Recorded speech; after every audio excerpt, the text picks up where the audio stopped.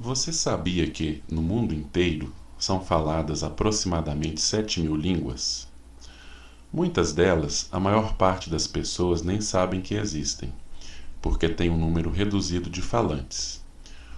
Outras, por sua vez, são bem conhecidas, como o inglês, que tem mais de 1 bilhão de falantes em todo o mundo e é língua oficial de mais de 40 países. A língua portuguesa está entre as 10 mais faladas no mundo, sendo o idioma oficial em 9 países. Mas uma característica comum a todas as línguas é o fator diversidade, ou seja, as línguas apresentam variações em determinadas circunstâncias, a começar pela sua própria origem. Por exemplo, um falante de português, ainda que não conheça o espanhol, pode compreender parcialmente um falante nativo de espanhol, porque essas duas línguas têm uma origem comum. Observe essas palavras: agora, ahora, conhecer, conocer, estudante, estudiante, linguagem, lenguaje. Na verdade, não só o português e o espanhol têm semelhanças entre si, mas também o francês, o italiano, entre outras línguas. Elas surgiram a partir de variações do latim e do grego, principalmente. Mas vamos falar um pouquinho agora sobre exemplos de variações da língua portuguesa. A primeira delas é a variação ao longo do tempo. Para isso, vamos ler rapidamente o trecho de um texto que foi escrito há mais de 500 anos.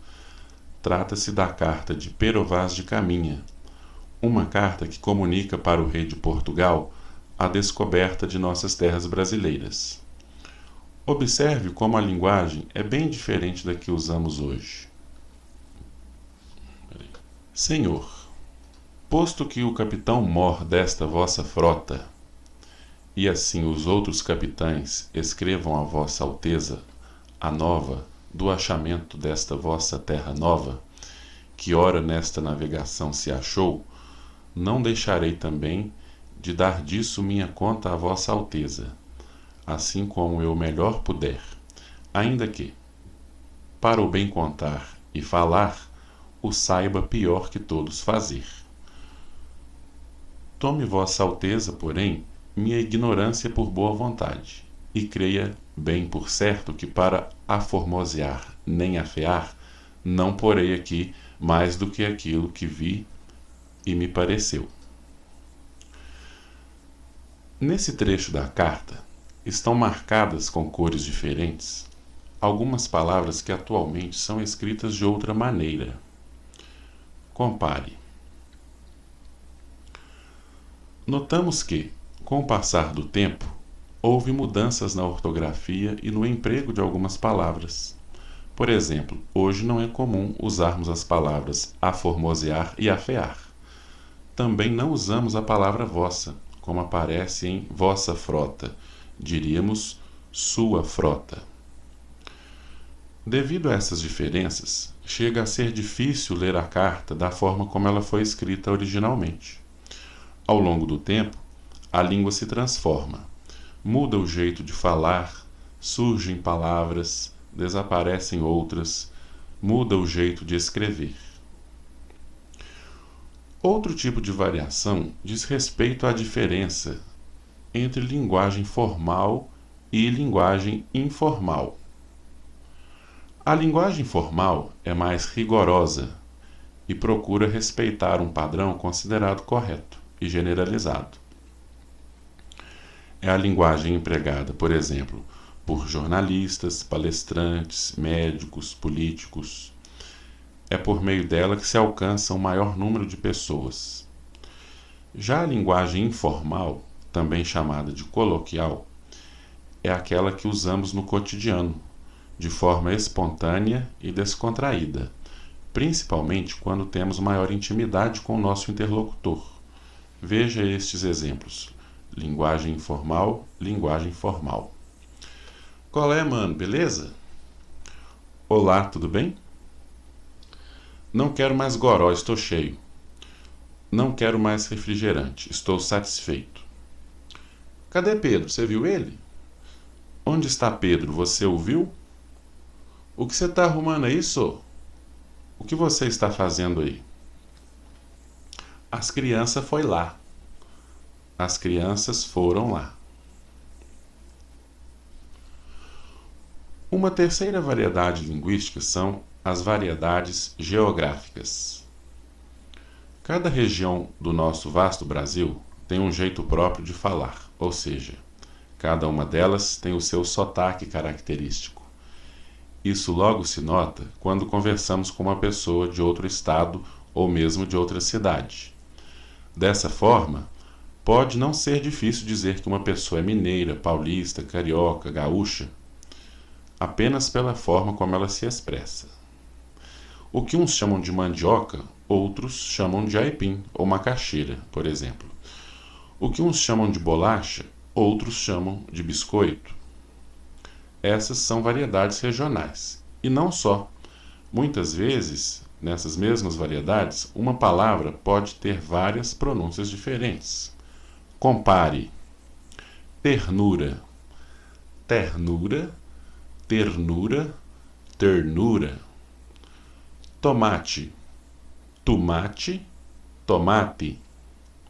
Mulher, mulher, mulher, mulher. Agente, agente, arrente. Mesmo, mermo, memo, mesmo. Por fim, uma quarta variedade linguística é a que diz respeito à diferença entre a língua falada e a língua escrita. Muitas vezes as pessoas têm dificuldade de escrever porque tentam reproduzir no texto escrito exatamente a mesma lógica da fala. Mas existem distinções importantes. Por exemplo, ao escrevermos, temos um tempo maior para planejarmos o que vamos dizer. Quando falamos, esse tempo é menor. Por causa disso, a fala tem mais repetições, interrupções e mais sentimentos, além de recursos não verbais. Não é à toa que a fala pode ser considerada menos artificial. É comum, por exemplo, que duas pessoas, ao tratarem de um assunto sério, prefiram conversar pessoalmente do que simplesmente trocarem mensagens escritas. Dessa forma, podem se sentir mais seguras.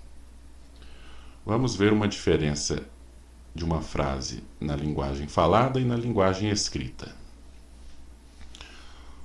Olha, tipo assim, a Bia, ela disse que precisa conversar urgentemente com você.